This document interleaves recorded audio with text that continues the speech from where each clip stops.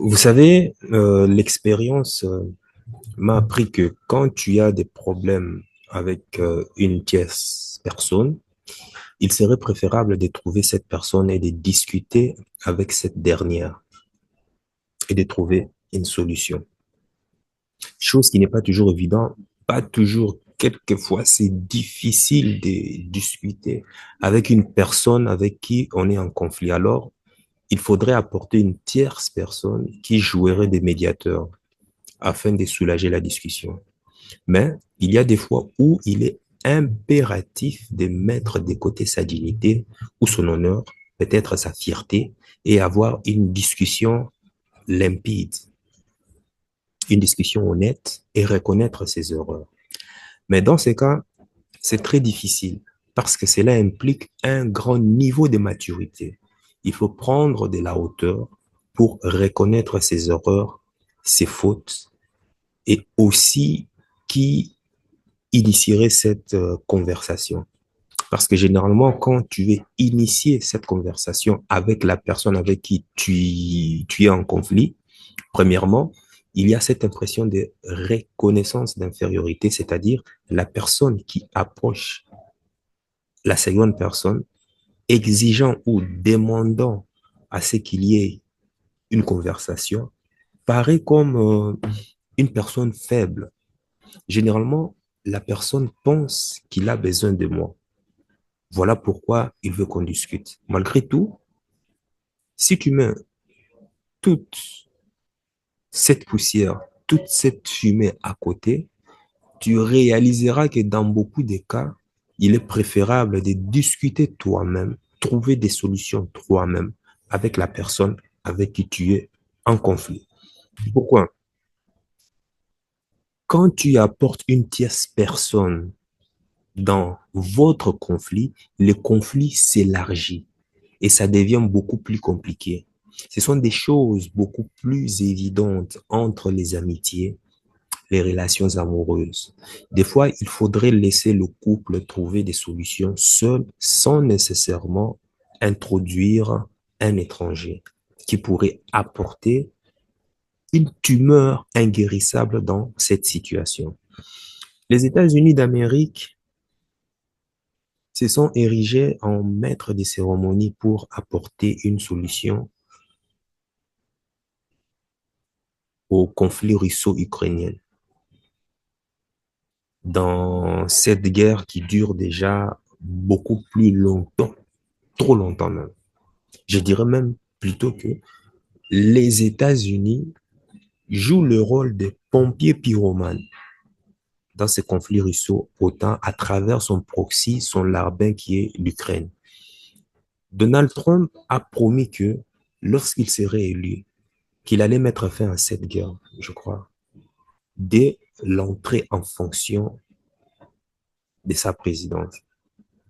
Et après plus ou moins 100 jours, The 2024 election is our one shot to save our country, and we need a leader who is ready to do that on day one.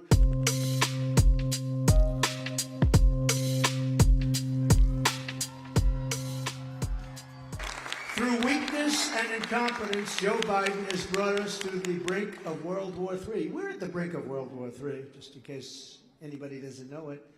As president, I will bring back peace through strength. My personality kept us out of war.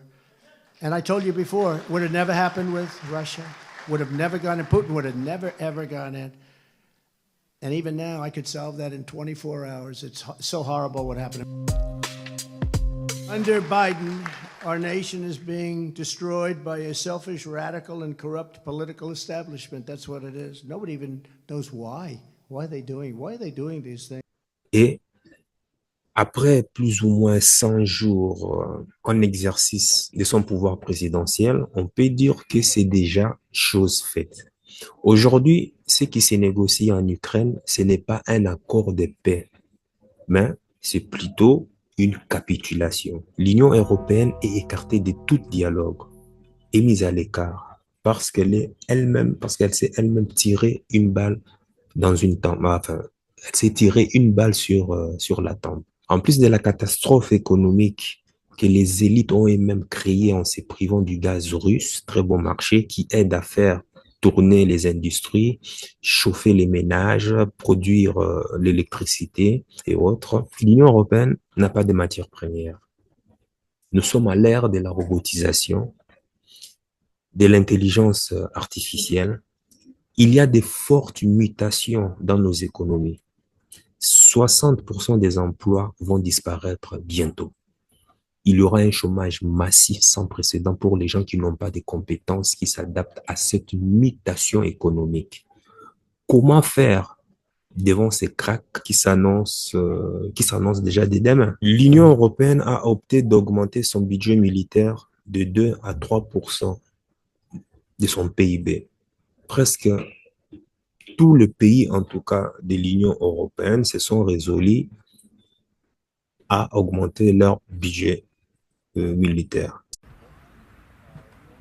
Le gouvernement belge souhaite porter le nombre de réservistes de 6 600 à 20 000 d'ici 2030.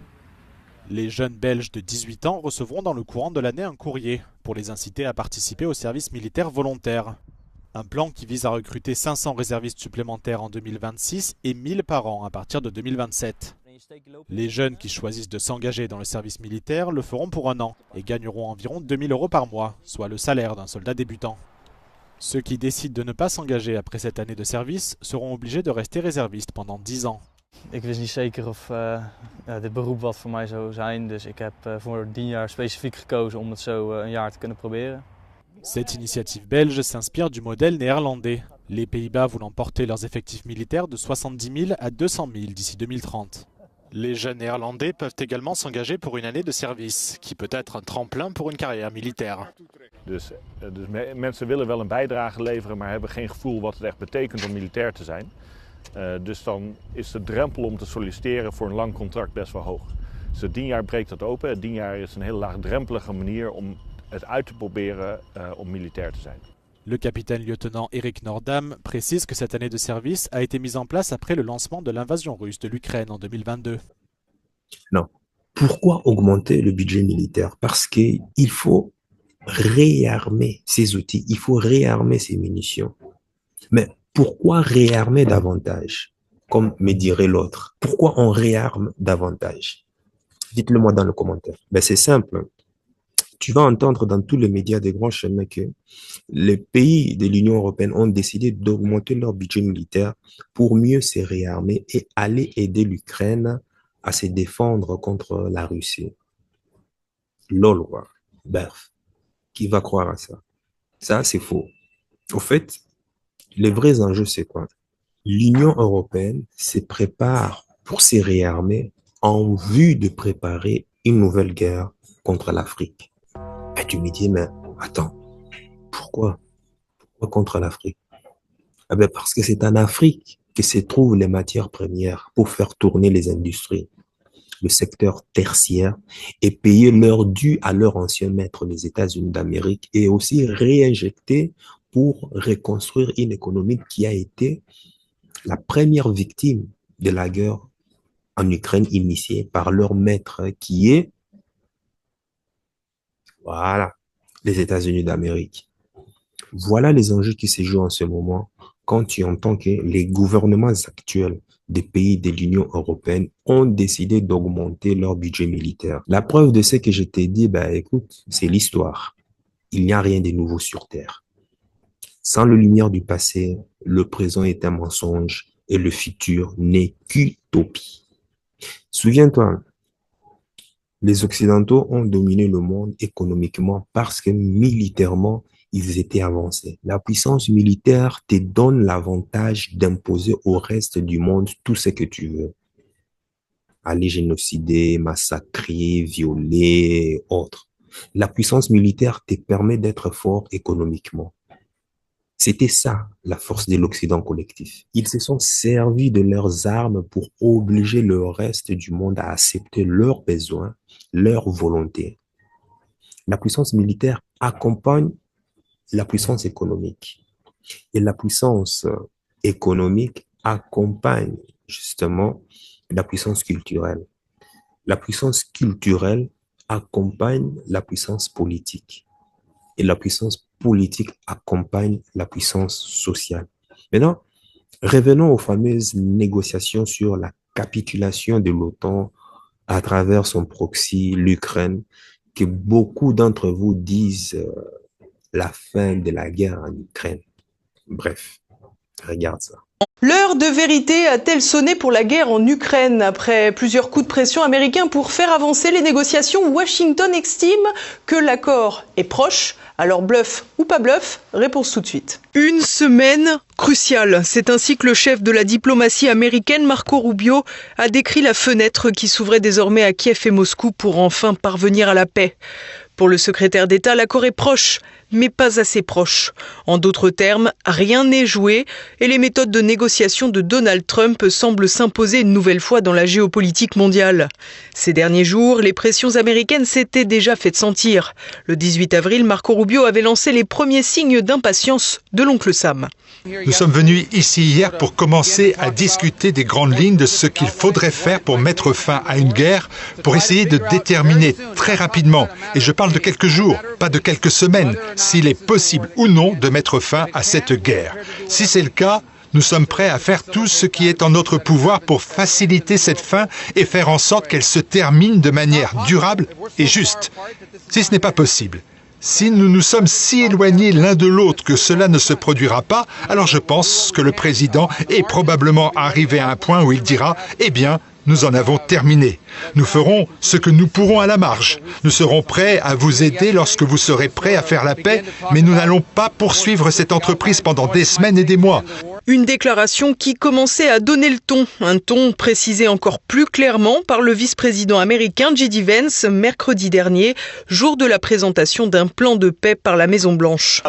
Nous avons fait une proposition très explicite aux Russes et aux Ukrainiens et il est temps pour eux de dire oui ou pour les États-Unis de se retirer de ce processus. Se retirer du processus. En réalité, c'est le principal point espéré par Donald Trump qui voit dans cette guerre en Ukraine les vestiges des néoconservateurs de l'administration Biden.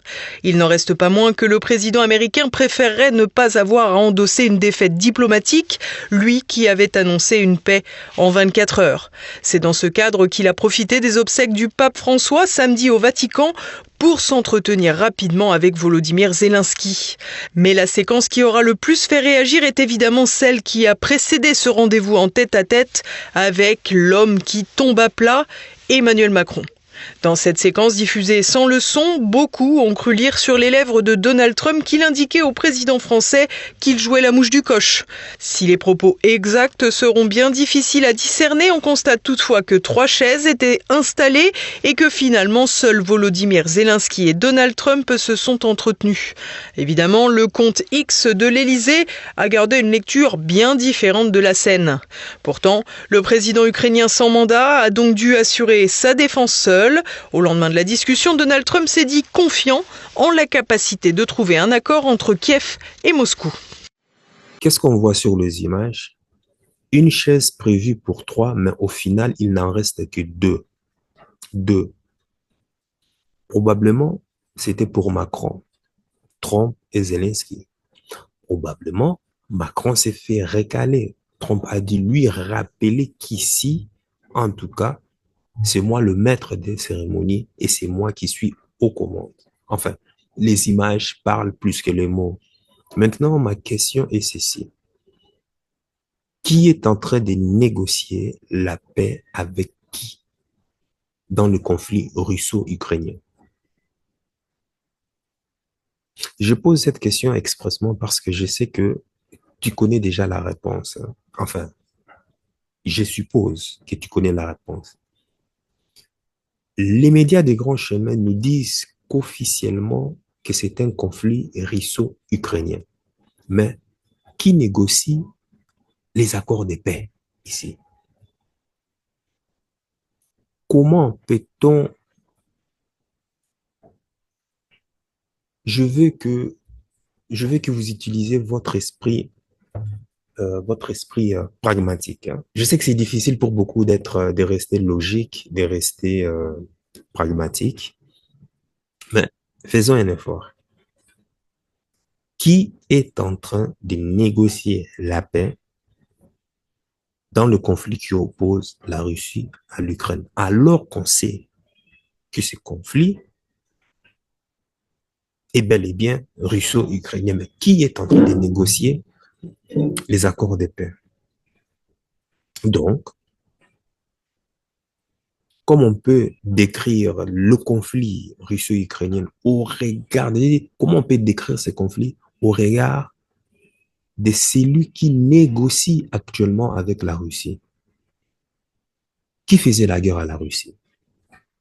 Quand tu vois celui qui faisait la guerre, c'est la terre ancienne sur celui, en fait, quand je veux dire, quand tu vois celui qui est en train de négocier, c'est la terre ancienne sur celui qui faisait la guerre. Est-ce qu'on doit parler ici de conflits russo-ukrainiens, logiquement parlé?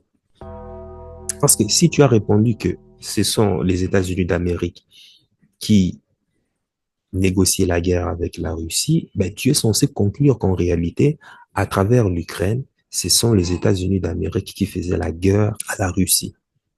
Et les États-Unis d'Amérique sont une puissance qui dirige l'OTAN.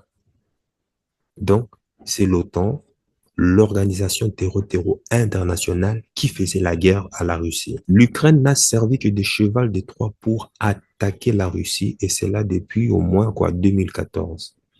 Je te renvoie à une de mes vidéos ici où j'en parle un peu en profondeur. On va voir cette vidéo ici, là ou là. Donc, les États-Unis qui ont eux-mêmes initié, organisent cette guerre, donc, sont elles-mêmes en train de discuter avec la Russie. Les Ukrainiens n'ont pas intérêt d'y être parce qu'ils ont déjà agi sous ordre des États-Unis d'Amérique. Qui se souvient de tous les mensonges qu'on nous a servis par les médias des grands mensonges depuis 2022? Depuis les débuts, pendant que la propagande battait son plein pour nous détourner de la vérité, pendant que les neurones sodomisés par la propagande t'obligeaient à mettre un drapeau ukrainien sur ton profil des réseaux sociaux, comme quoi tu soutiens les Ukrainiens alors que tu t'en fous complètement du sort des Ukrainiens. Moi, je disais ici, je me souviens, je disais ici que tu es un dindon de la farce. Un dindon de la farce qui est manipulé. Cette chaîne a subi des censures parce que je ne voulais pas suivre le narratif populaire. Je disais ici que l'Ukraine est un proxy utilisé par l'OTAN pour réaliser son projet du Grand Moyen-Orient, dont le but était de fracasser la Russie pour enfin affronter la Chine, le choc des titans. C'était ça l'objectif. Mais le plan a échoué. Aujourd'hui, les masques sont tombés. Qu'en est-il de tous ces millions d'hommes, de femmes et enfants tués? Est-ce que tu as entendu que les États-Unis s'est préoccupé de cela? Tout ce qui les intéresse, c'est de récupérer leur argent en ayant la main mise sur l'exploitation des terres rares des sous-sols ukrainiens. Voilà où est l'essence d'humanité ici. Qui va payer pour les morts innocents ukrainiens et russes tombés dans ce champ de bataille? Voilà l'homme occidental. Tant que c'est les autres qui meurent et que eux se font plein de fric, eh ben, tant mieux. En fait, c'est ceux qui supportaient l'Ukraine en mettant des drapeaux sur leurs réseaux sociaux, supportaient le commanditaire de cette guerre qui est les États-Unis d'Amérique. Donc, tu supportais que des millions d'hommes, des femmes et enfants aillent se faire massacrer comme chez Rakano.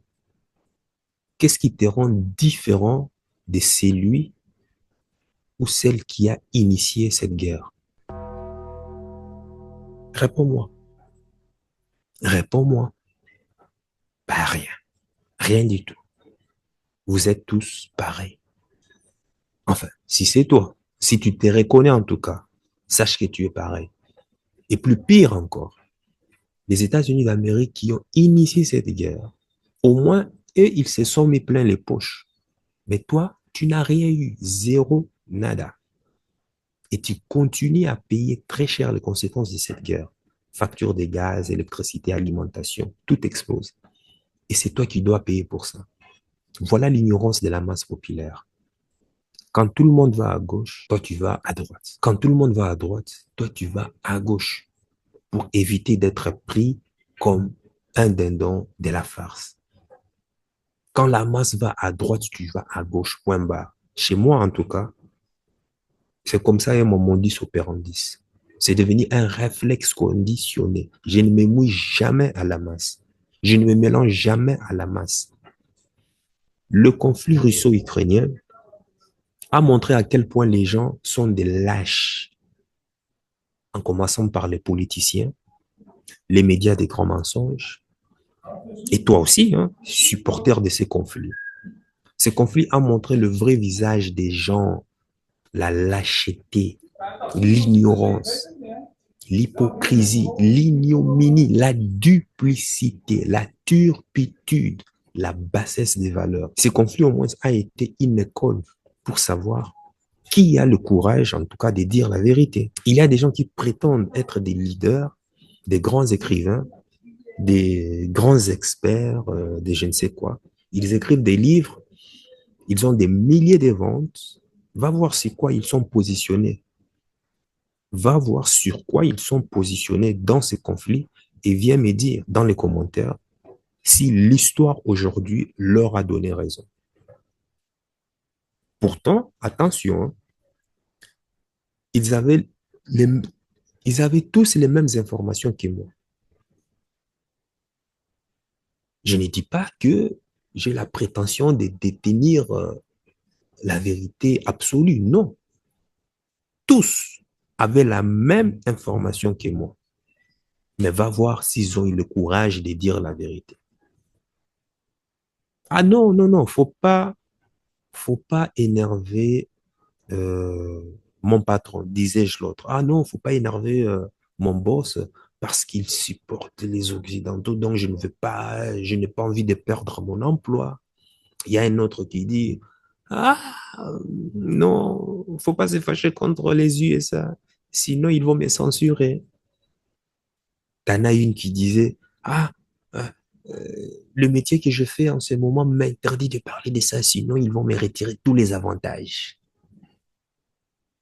Ah non, tous mes amis Facebook ont mis les drapeaux ukrainiens, donc moi aussi je vais le faire pour avoir beaucoup de likes. Si je ne fais pas, ils vont se désabonner. Oui, oui, oui, oui, oui, oui. J'ai entendu ça. Et de vive voix, des filles me le dire. Ah non, la politique, ce n'est pas mon affaire. Hein. Ben, ok, la politique, ce n'est pas ton affaire. Mais alors, pourquoi si la politique n'est pas ton affaire, pourquoi on voit ton soutien pour l'Union européenne dans ces conflits dans tes postes? Regarde tous ces opposants qui se sont alignés derrière l'Ukraine contre la Russie, alors que la vérité, c'était que l'OTAN qui combattait la Russie. Fais la liste de tous ces journalistes, influenceurs, artistes qui se sont alignés derrière l'Ukraine, derrière le mensonge de Joe Biden, derrière le mensonge de l'OTAN. Dis-moi si ces gens sont dignes que tu mérites leur attention. Qui a mis ses émotions de côté pour rester pragmatique? Avec tous ces rafales de censure qui se sont abattus sur cette chaîne, j'aurais pu abandonner. As-tu une idée à quel point c'est difficile de surmonter cela psychologiquement? Même mon ex m'a dit d'abandonner. Pourquoi tu te prends la tête avec ça? Je lui ai dit non. Il y a un très grand projet derrière cette chaîne. Parce que si j'abandonne, je fais le contraire de ce que j'ai dit. Ben, comment pourrais-je un jour impacter positivement les gens? À moins d'être un charlatan, ok. Franchement, ça n'a pas du tout du sens. Hein. De toute façon, ce n'est pas mon attitude. Certes, c'est chaotique pour moi, mais je dois vivre cette expérience pour plus tard aider une personne X qui se retrouverait dans la même situation que moi actuellement. Derrière cette chaîne, il y aura des très grands projets. Je ne sais pas comment, mais je sais qu'il y aura quelque chose de grand qui va ressortir d'ici. Donc, ne me demande pas. Je visualise et le fait de les visualiser, de se sentir bien, donc, il y a une vibration qui m'enveloppe à chaque fois que j'y pense. Mais on verra où est-ce que cette aventure nous conduira. Quand on diabolisait le russe en Europe, tout ce qui s'attache à la Russie, moi j'étais là pour dire en tout cas le contraire. Pas le contraire qui veut dire qu'il faut supporter l'un par rapport à l'autre. Non, j'étais là pour dire en tout cas le bon sens. Le bon sens. Le bon sens des choses. J'étais devenu indésirable dans des groupes. Je ne discutais plus avec des gens de géopolitique, avec des gens qui ne prennent pas de la hauteur historique pour comprendre les vrais enjeux de ce conflit. Une personne m'a même dit, je me souviens, qu'elle trouvait mes analyses pertinentes, que je devrais ouvrir une chaîne YouTube. Mais la personne ne savait pas que j'avais déjà une chaîne YouTube qui parlait de business, relations hommes et femmes. Et en plus, cette personne, d'ailleurs, c'est une femme, voilà. Vois-tu, cher ami, avoir une femme intelligente et sage peut changer carrément la trajectoire de ta vie, hein. Donc, elle m'a conseillé fortuitement de rester authentique et de ne pas surtout imiter les journalistes. De parler des géopolitiques comme je le faisais avec eux, en fait, en utilisant la documentation, les preuves historiques. Elle m'a dit carrément, je ne sais pas comment tu vas t'y prendre, mais en tout cas, débrouille-toi de faire des vidéos comme quand tu le fais avec nous, en utilisant des documents, des sources. Et ça évite que des gens utilisent des arguments émotifs, sans fondement. Avec Internet aujourd'hui, en tout cas, c'est facile de donner son opinion. Même des imbécilités, les gens y croient à tout, même à du n'importe quoi. La preuve, la propagande des médias des grands chemins, tu as cru, tu es tombé dans le piège.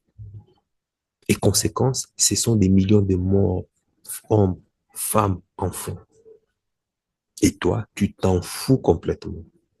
Tu préfères vivre dans le déni. Et ce que je vais faire en tout cas, pour la source de cette vidéo, je vais te laisser avec la vidéo d'un expert, Jeffrey Sachs, un économiste qui a travaillé avec le plus grand dirigeant des pays occidentaux, qui t'explique justement les enjeux du conflit russo-ukrainien. C'est très impératif que tu suives cette vidéo, tant qu'elle est très préoccupante, percutante et profonde en même temps. Sois très attentif à ce qu'il dit et mémorise surtout les mots-clés. J'ai dit bien mots-clés. Et on se retrouve après. Michael, merci beaucoup. Et merci à vous tous pour cette opportunité d'être ensemble et de réfléchir ensemble. Nous vivons une période extrêmement complexe, en perpétuel changement et surtout dangereuse. Nous avons donc un besoin urgent de clarté d'esprit. Je suis particulièrement intéressé par notre échange, alors je vais essayer d'être aussi concis et précis que possible. J'ai suivi de très près les événements en Europe de l'Est, dans l'ex-Union soviétique et en Russie au cours des 36 dernières années. J'ai été conseiller du gouvernement polonais en 1989, du président Gorbatchev en 1990 et 1991, du président Yeltsin entre 1991 et 1993, et du président Kuchma en Ukraine de 1993 à 1994. J'ai contribué à l'introduction de la monnaie estonienne et j'ai apporté mon aide à plusieurs pays issus de l'ex-Yougoslavie, en particulier la Slovénie. Depuis 36 ans, j'ai donc observé ces événements de très près. Après le soulèvement du Maïdan, le nouveau gouvernement ukrainien m'a invité à Kiev, où l'on m'a fait visiter la place Maïdan. J'ai alors appris beaucoup de choses directement sur le terrain. J'ai aussi été en contact avec des dirigeants russes depuis plus de 30 ans, et je connais bien les élites politiques américaines. L'un de nos anciens secrétaires au Trésor a d'ailleurs été mon professeur de macroéconomie il y a 51 ans. Pour vous donner une idée, nous avons été très proches pendant un demi-siècle. Si je précise tout cela, c'est pour bien faire comprendre que mon point de vue ne repose pas sur des sources secondaires ou sur de l'idéologie. Ce que je vais vous dire, je l'ai vu et vécu de mes propres yeux. Dans ma compréhension des événements qui ont frappé l'Europe sous de nombreux aspects, il ne s'agit pas seulement de la crise ukrainienne. Il faut aussi prendre en compte la guerre en Serbie en 1999, les conflits au Moyen-Orient, notamment en Irak et en Syrie, ainsi que les guerres en Afrique, comme celle au Soudan, en Somalie et en Libye. Ce qui pourrait vous surprendre et qui sera sans doute contesté, c'est que ces guerres ont été, dans une large mesure, déclenchées et menées par les États-Unis. Cela dure depuis plus de 40 ans, ou pour être plus précis, depuis plus de 30 ans. Après la fin de la guerre froide en 1990 à 1991 et l'effondrement de l'Union soviétique, les États-Unis se sont convaincus qu'ils dirigeaient désormais le monde et qu'ils n'avaient plus à tenir compte des opinions des autres, des lignes rouges, des préoccupations de sécurité, des obligations internationales ou même du cadre onusien. Je suis désolé d'être aussi direct, mais je veux que vous compreniez bien. En 1991, j'ai essayé sans succès d'obtenir de l'aide pour Gorbatchev, que je considère comme le plus grand homme d'État de notre époque moderne. J'ai récemment lu un mémo d'archives du Conseil de sécurité nationale américain qui relatait comment ma proposition d'aider financièrement l'Union soviétique pour stabiliser son économie et mettre en place ses réformes avait été tout simplement balayée et tournée en dérision. Certains de mes anciens collègues de Harvard, en particulier, y affirmaient que les États-Unis feraient le strict minimum pour éviter une catastrophe, mais qu'ils n'avaient aucun intérêt à aider l'Union soviétique. Bien au contraire, ce n'était pas dans leur intérêt. Avec la chute de l'Union soviétique en 1991, cette vision du monde s'est encore renforcée. Je pourrais citer de nombreux exemples, mais l'idée dominante était que les États-Unis étaient désormais seuls aux commandes. Des figures comme Dick Cheney et Paul Wolfowitz croyaient sincèrement que le monde appartenait aux États-Unis, et que ceux-ci pouvaient faire ce qu'ils voulaient. Leur objectif était de nettoyer les restes de l'ex-Union soviétique et d'éliminer tous les anciens alliés de Moscou. Cela incluait des pays comme l'Irak et la Syrie. Depuis 33 ans, nous vivons sous cette doctrine. L'Europe en a payé un lourd tribut, car, durant cette période, elle n'a eu ni politique étrangère propre, ni voix, ni unité, ni clarté stratégique, ni défense de ses intérêts. Elle s'est contentée d'un alignement total sur Washington. Il y a bien eu quelques moments de désaccord notables, notamment en 2003, lors de la guerre en Irak. La France et l'Allemagne s'étaient alors opposées à l'intervention américaine qui contournait le Conseil de sécurité de l'ONU. Cette guerre, soit dit en passant, avait été directement orchestrée par Netanyahou et ses alliés au Pentagone. Je ne parle pas ici d'une simple convergence d'intérêts, mais bien d'une guerre menée pour Israël, avec une coordination directe entre Paul Wolfowitz, Douglas Fett et Netanyahou. Ce fut la dernière fois que l'Europe a fait entendre sa voix sur la scène internationale. Après cela, elle a perdu toute autonomie diplomatique, notamment à partir de 2008. Alors, comment en est-on arrivé là après 1991 ? L'un des éléments clés est que les États-Unis ont décidé que la fin de la guerre froide signifiait l'expansion continue de l'OTAN vers l'Est, de Bruxelles jusqu'à Vladivostok. L'objectif était d'assurer un monde unipolaire dominé par Washington. Si vous avez déjà joué au jeu Risque dans votre enfance, vous comprendrez l'approche américaine. Il faut avoir des pions partout sur le plateau. Toute zone sans base militaire américaine est considérée comme un problème. Et dans la politique étrangère américaine, la neutralité est le pire des maux. Mieux vaut être un ennemi déclaré que neutre, car un pays neutre est perçu comme sournois, comme un adversaire déguisé. Cette logique a conduit à une décision officielle en 1994, lorsque le président Bill Clinton a validé l'élargissement de l'OTAN vers l'Est. Pourtant, il faut se souvenir qu'en février 1991, Hans-Dietrich Genscher, ministre des Affaires étrangères allemand, et James Baker III, secrétaire d'État américain, avaient assuré à Gorbatchev que l'OTAN ne s'étendrait pas vers l'Est.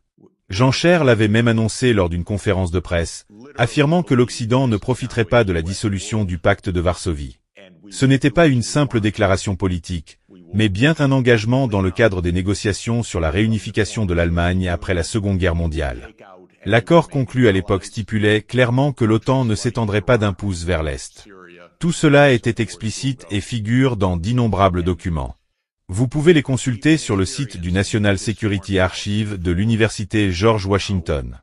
Il existe une page intitulée What Gorbachev Heard About NATO, ce que Gorbatchev a entendu sur l'OTAN. Je vous invite à y jeter un œil, car tout ce que les États-Unis vous racontent à ce sujet est un mensonge. Mais les archives, elles sont parfaitement claires. La décision d'élargir l'OTAN jusqu'à l'Ukraine a été prise dès 1994. Ce n'était pas l'initiative d'une seule administration, mais bien un projet de l'État américain dans son ensemble, qui a débuté il y a plus de 30 ans. En 1997, Zbigniew Brzezinski a publié Le Grand Échiquier. Ce livre ne représente pas simplement les réflexions personnelles de Brzezinski, mais bien l'exposition des décisions stratégiques du gouvernement américain à destination du public. C'est ainsi que ces ouvrages fonctionnent.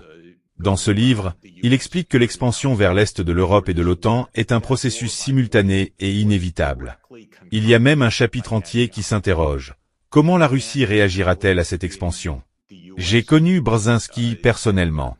Il était très sympathique avec moi et m'a beaucoup aidé lorsque je conseillais la Pologne. C'était un homme intelligent, mais il s'est complètement trompé. En 1997, il a détaillé pourquoi, selon lui, la Russie n'avait d'autre choix que d'accepter l'élargissement de l'OTAN et de l'Union européenne vers l'Est. Il affirmait que la Russie ne s'alignerait jamais avec la Chine. Impensable selon lui. Il disait aussi qu'elle ne pourrait jamais s'allier avec l'Iran et qu'elle n'avait pas d'autre vocation que celle d'être européenne. En clair, à mesure que l'Europe et l'OTAN progressaient vers l'Est, la Russie n'aurait d'autre choix que de s'incliner. Mais voilà encore une erreur d'analyse d'un stratège américain. Pourquoi sommes-nous perpétuellement en guerre? Parce que les États-Unis pensent toujours savoir comment leurs adversaires vont réagir et se trompent à chaque fois. L'une des raisons de ces erreurs répétées est que la stratégie américaine repose sur la théorie des jeux, où l'on ne dialogue pas avec l'autre camp. On suppose simplement connaître sa stratégie. C'est formidable. Cela fait gagner du temps, plus besoin de diplomatie. Ce projet a duré 30 ans sans interruption, jusqu'à peut-être hier. Pendant ces 3 décennies, l'Ukraine et la Géorgie en étaient les pièces maîtresses. Pourquoi? Parce que les États-Unis ont tout appris des Britanniques. Ils veulent être le nouvel empire britannique. Et ce que les Britanniques avaient compris dès 1853, avec leur Palmerston, c'est qu'il fallait encercler la Russie en mer Noire et lui interdire l'accès à la Méditerranée orientale. Tout ce que vous voyez aujourd'hui n'est que la transposition de ce vieux projet au XXIe siècle. L'idée était de créer un arc composé de l'Ukraine, de la Roumanie, de la Bulgarie, de la Syrie, de la Turquie et de la Géorgie. Cet ensemble devait bloquer l'accès maritime de la Russie, l'isolant et la réduisant à une puissance purement locale. Brzezinski était parfaitement clair sur ce point. Mais avant lui, il y avait Mackinder, qui affirmait « Celui qui contrôle l'île du monde contrôle le monde ». Ce projet remonte donc bien plus loin, probablement jusqu'à Palmerston. J'ai traversé toutes les administrations américaines, j'ai connu leurs présidents et leurs équipes. Et fondamentalement, rien n'a changé de Clinton à Bush, d'Obama à Trump, puis à Biden. Peut-être que cela a empiré progressivement. À mes yeux, Biden a été le pire en partie, parce qu'il n'avait plus toute sa lucidité ces dernières années. Et je dis cela sérieusement, ce n'est pas une simple moquerie. Le système politique américain repose sur l'image et la manipulation médiatique quotidienne. C'est une gigantesque opération de relations publiques. On peut avoir un président qui ne fonctionne plus et le maintenir au pouvoir pendant 2 ans, voire le faire briguer un second mandat. Tout ce qu'il avait à faire, c'était de tenir debout sur une scène pendant 90 minutes, et cela a suffi pour mettre fin à sa candidature. S'il ne s'était pas trompé à ce moment-là, il aurait poursuivi sa campagne, qu'il soit endormi après 16 heures ou non. Tout cela est une mascarade. Mais personne n'ose en parler, car dire la vérité est devenu impoli. Ce projet a continué depuis les années 1990. Le bombardement de Belgrade pendant 78 jours en 1999 faisait partie de ce plan. Pourtant, les frontières sont censées être sacrées, n'est-ce pas? Sauf au Kosovo, où les États-Unis ont décidé unilatéralement de les modifier. Le Soudan était un autre projet du même type. La rébellion du Soudan du Sud ne s'est pas déclenchée spontanément. Ce n'était pas juste une insurrection locale. Je pourrais vous donner le manuel de la CIA sur ce type d'opération. Comprenez bien une chose, les conflits armés coûtent cher. Ils nécessitent des équipements, de l'entraînement, des bases, des services de renseignement et du financement. Tout cela vient des grandes puissances. Ce ne sont pas de simples révoltes tribales qui ont fait tomber le Soudan. Je me rendais souvent à Nairobi, où je rencontrais des militaires américains, des sénateurs ou d'autres responsables ayant un vif intérêt pour la politique soudanaise. C'était un élément du grand jeu de l'unipolarité. L'élargissement de l'OTAN a réellement commencé en 1999, avec l'intégration de la Hongrie, de la Pologne et de la République tchèque. La Russie était très mécontente, mais ces pays restaient relativement éloignés de sa frontière. Moscou a protesté, sans succès. Puis, George Bush est arrivé au pouvoir. Après les attentats du 11 septembre, Vladimir Poutine a offert son soutien total aux États-Unis. Mais le 20 septembre 2001, Washington a décidé qu'il lancerait cette guerre en 5 ans. Vous pouvez écouter le témoignage du général Wesley Clark à ce sujet. Clark, qui était le commandant suprême de l'OTAN en 1999, s'est rendu au Pentagone le 20 septembre 2001. On lui a remis un document détaillant les 7 pays ciblés. Ces guerres, par ailleurs, étaient celles de Netanyahou. Il s'agissait à la fois de liquider les anciens alliés de l'URSS et d'éliminer les soutiens du Hamas et du Hezbollah. L'idée de Netanyahou était simple. Il n'y aurait qu'un seul État, Israël. Israël contrôlerait tout le territoire et quiconque s'y opposerait serait renversé. Mais pas par Israël directement, par les États-Unis. C'est ainsi que fonctionne la politique américaine, jusqu'à ce matin encore. Est-ce que cela va changer? Nous verrons bien. La seule différence possible est que les États-Unis pourraient prendre possession de Gaza au lieu d'Israël. Mais l'idée en elle-même existe depuis au moins 25 ans. Elle remonte à un document de 1996 intitulé Clean Break, rédigé par Netanyahou et ses alliés américains pour enterrer définitivement la solution à 2 États. Vous pouvez le trouver en ligne. Tout cela s'inscrit dans une logique de long terme. Ce ne sont pas des décisions ponctuelles d'un président ou d'un autre. Regarder la politique américaine au jour le jour, c'est une erreur. Il faut voir le plan global. L'élargissement de l'OTAN a continué en 2004, avec l'adhésion de 7 nouveaux pays. À ce stade, la Russie était extrêmement contrariée. Ce fut une trahison totale des accords conclus après la réunification de l'Allemagne. Washington avait rompu un pacte de coopération, car il ne croit qu'en l'unipolarité. La semaine dernière, à l'occasion de la conférence de sécurité de Munich, tout le monde s'est souvenu que, dès 2007, le président Poutine avait déclaré « Stop. Ça suffit. Assez. Arrêtez maintenant ». Mais bien sûr, la réaction des États-Unis en 2008 a été de forcer l'élargissement de l'OTAN à l'Ukraine et à la Géorgie dans la gorge de l'Europe. C'était un projet de longue haleine. En mai 2008, j'ai écouté Mikhail Saakashvili parler à New York et en sortant, j'ai immédiatement appelé Sonia en lui disant « Ça y est, c'est devenu fou ». Un mois plus tard, une guerre éclatait, car les États-Unis avaient assuré à Saakashvili « Nous allons sauver la Géorgie ». Et ce dernier, lors d'un discours devant le Council on Foreign Relations, a affirmé que la Géorgie était au centre de l'Europe. Soyons clairs, la Géorgie n'est absolument pas au centre de l'Europe. Et les événements récents n'aident en rien à la sécurité de la Géorgie.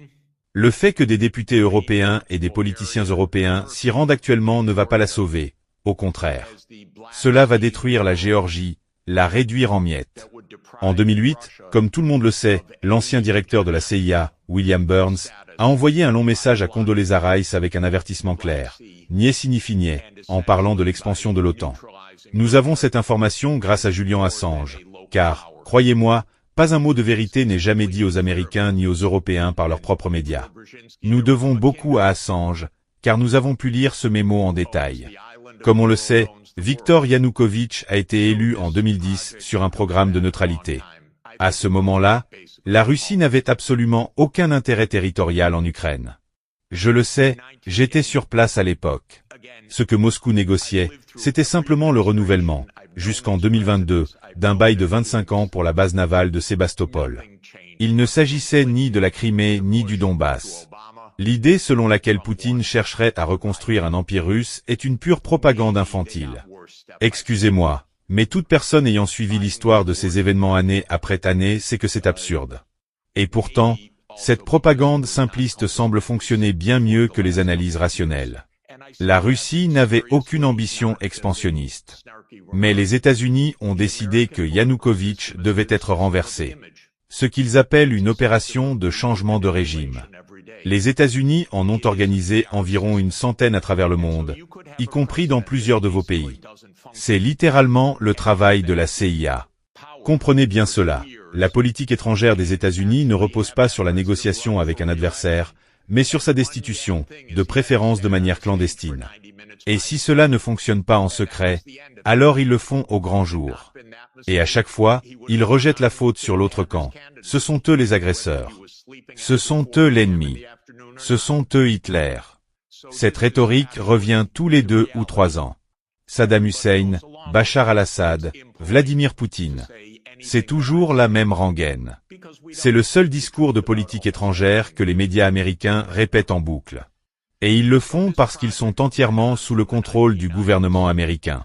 En 2014, les États-Unis ont activement travaillé au renversement de Yanukovych. Tout le monde connaît l'appel téléphonique intercepté entre Victoria Nuland, ma collègue de l'Université Columbia, et l'ambassadeur américain en Ukraine, Geoffrey Piat. On ne peut pas rêver de meilleures preuves. Les Russes ont intercepté cet appel et l'ont diffusé sur Internet. Écoutez-le, c'est fascinant. Et d'ailleurs, tous ces responsables ont été promus par l'administration Biden après cela. Voilà comment ça fonctionne.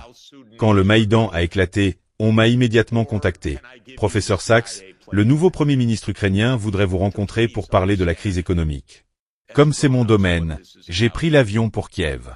Là, j'ai été conduit sur la place Maïdan et on m'a expliqué en détail comment les États-Unis avaient financé les manifestations. Une révolution spontanée de la dignité? Sérieusement? D'où venaient tous ces médias? D'où venait toute cette organisation? Qui a payé les bus pour transporter les manifestants? Qui les a appelés? Soyons sérieux. C'était une opération parfaitement organisée. Tout le monde le sait, sauf les citoyens d'Europe et des États-Unis, à qui l'on vend une illusion. Puis sont venus les accords de Minsk, en particulier Minsk II, qui s'inspirait du modèle d'autonomie du Tyrol du Sud. Cet accord prévoyait une autonomie pour les régions russophones de l'Est de l'Ukraine. Il a été adopté à l'unanimité par le Conseil de sécurité de l'ONU. Mais les États-Unis et l'Ukraine ont décidé qu'il ne serait jamais appliqué. L'Allemagne et la France, garantes du processus de Normandie, ont laissé faire. Encore une fois, l'Europe s'est contentée de jouer un rôle de figurant, complètement inutile face à l'unilatéralisme américain. Trump a ensuite augmenté massivement l'armement en Ukraine. Des milliers de civils ont été tués sous les bombardements ukrainiens dans le Donbass. Minsk II n'a jamais été appliqué. Puis Biden est arrivé au pouvoir. Je connais bien ces gens-là. J'étais autrefois membre du Parti démocrate. Mais aujourd'hui, je me refuse à appartenir à un quelconque parti, car les deux sont devenus identiques.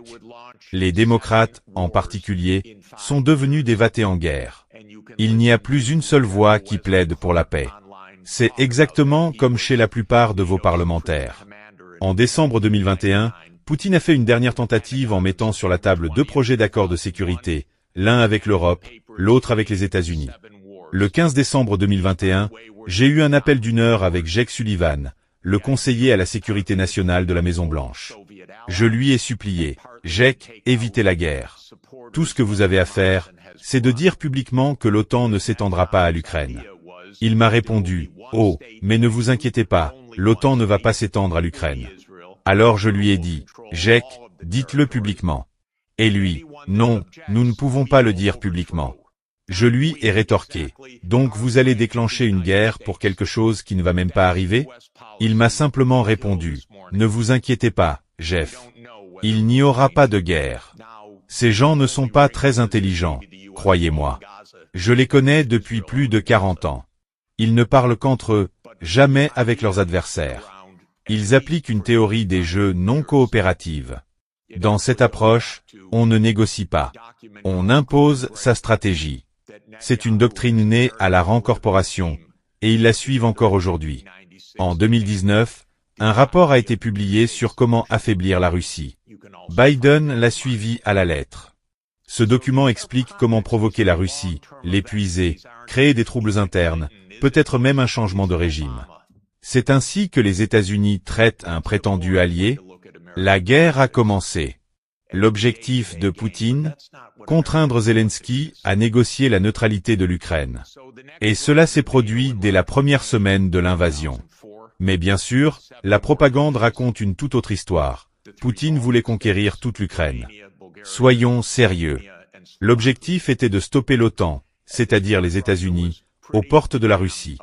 Les États-Unis sont obsédés par la possibilité que la Russie ou la Chine établissent une base militaire à la frontière mexicaine ou canadienne. Si cela arrivait, les États-Unis ne se contenteraient pas de protester. Il y aurait une guerre en 10 minutes. Pourtant, ils estiment avoir le droit de placer des bases militaires et des missiles partout dans le monde, y compris aux frontières de la Russie. L'un des points clés dans cette histoire est que les États-Unis ont unilatéralement quitté le traité sur les missiles antibalistiques en 2002, mettant ainsi fin au cadre de contrôle des armements nucléaires. C'est un élément crucial à comprendre. Ce traité était un pilier fondamental pour empêcher une première frappe nucléaire. En s'en retirant, les États-Unis ont déclenché une colère immense en Russie.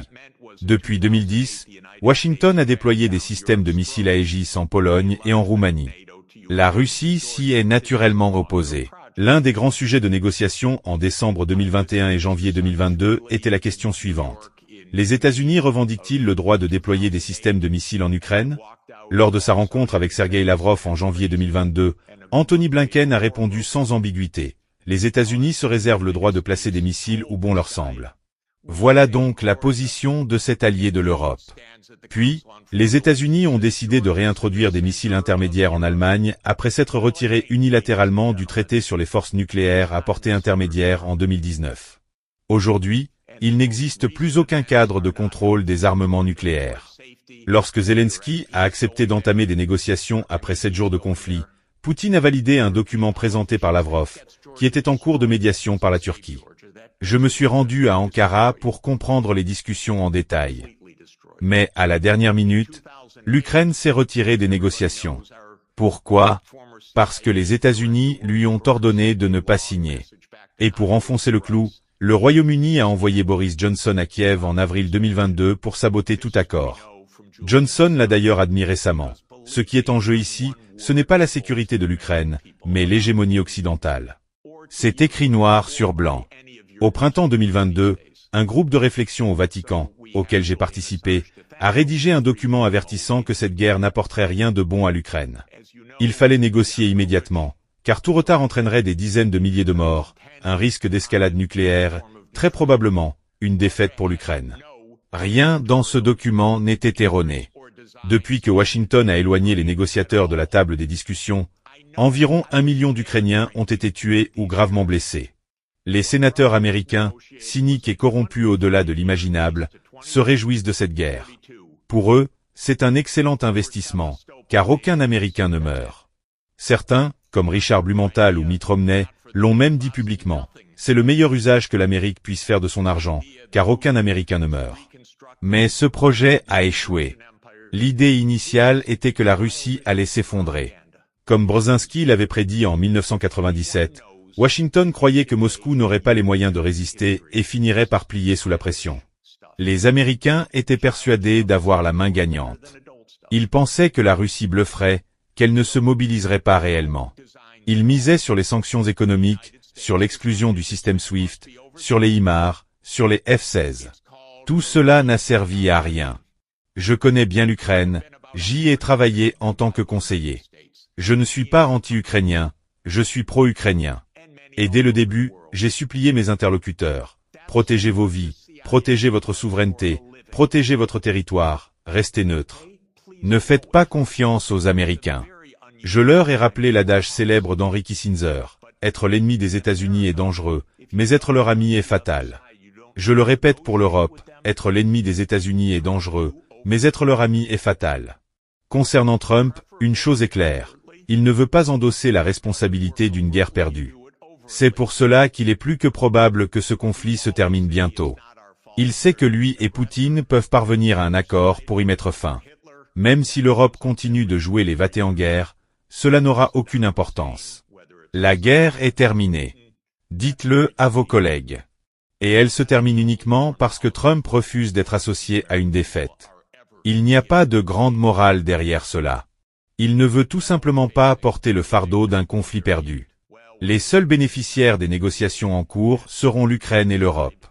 D'ailleurs, les marchés financiers européens ont commencé à grimper ces derniers jours à cause de ces pourparlers, même si cela provoque la panique parmi certains décideurs politiques. J'ai tenté de contacter plusieurs dirigeants européens pour leur dire « Ne vous rendez pas à Kiev, allez à Moscou. Discutez avec vos homologues russes.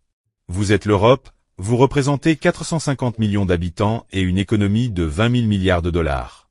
Vous devriez être le principal partenaire commercial de la Russie. C'est une évidence. D'ailleurs, si quelqu'un veut parler de la façon dont les États-Unis ont fait sauter Nord Stream, je suis prêt à en discuter. L'administration Trump reste fondamentalement impérialiste. Sa vision du monde repose sur la domination des grandes puissances. Trump veut se différencier de Biden en jouant une meilleure carte, mais il coupe ses pertes là où il le faut. D'autres conflits mondiaux persistent.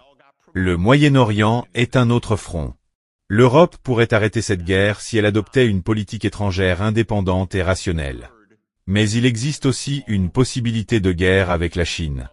Nous ne sommes pas à l'aube d'une nouvelle ère de paix, mais la dynamique a changé.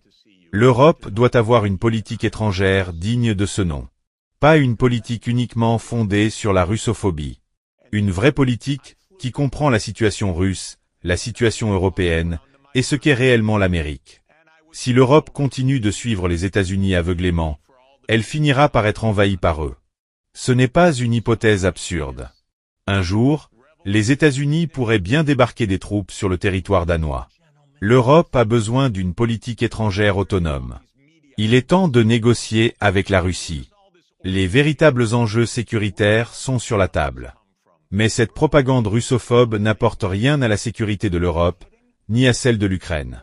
Tout cela a conduit à 1 million de victimes ukrainiennes dans cette aventure américaine insensée, soutenue avec enthousiasme par l'Europe, qui en est devenue la cheerleader en chef. Rien n'a été résolu. Concernant le Moyen-Orient, cela fait 30 ans que la politique étrangère des États-Unis est dictée par Netanyahou et le lobby israélien. Ils dominent la politique américaine, ne vous y trompez pas. Netanyahou est un criminel de guerre. Il est déjà inculpé par la Cour pénale internationale. Il faut lui dire, c'est fini. Il y aura un État palestinien aux frontières du 4 juin 1967, conformément au droit international. C'est la seule voie vers la paix. Mais la seule raison pour laquelle cette solution n'existe pas, c'est le veto américain au Conseil de sécurité de l'ONU. L'Europe pourrait jouer un rôle majeur en exigeant que Washington cesse d'opposer son veto. Quant à la Chine, ce n'est pas un ennemi. C'est simplement une success story. Et c'est précisément pour cela que les États-Unis la considèrent comme une menace. La Chine est devenue une économie plus puissante que la leur. Voilà toute l'histoire.